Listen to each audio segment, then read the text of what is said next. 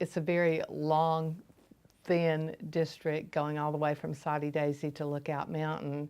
It has urban, it has rural, so there's quite a bit of diversity. There's a lot of common interests. People are very concerned about the economy, the opportunity for them to take care of their families, and the opportunity for their children to have jobs that will enable them to, have family wage jobs. I think everyone understands that in today's world, and certainly in tomorrow's world, education is going to be a key factor for success. And people, wherever they are, they want that success for their children.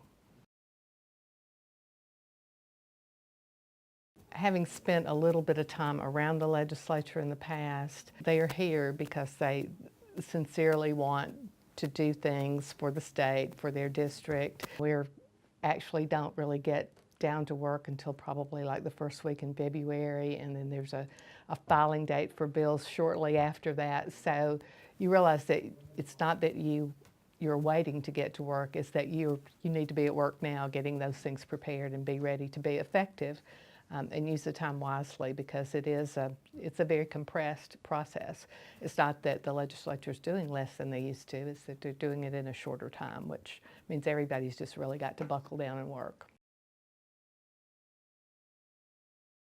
I would really just like to be able to look back at the end of the session and say that I stayed committed to the things that I was interested in and the promises that I made, and those things were to really do what I can to move the state forward, and to particularly economic development, education, because those things are just, you can't separate them. I would just like to be able to go back and tell the people who gave me the incredible honor of coming over here and representing them that I represented you well, I represented you in an ethical way, I didn't embarrass you, and even if you don't agree with all of the votes that I made or the choices that I made, then hopefully you respect the way that I did made those choices. I'm not here representing the interest of Patsy Hazlewood, I'm here representing the interest of all of the constituents of District 27.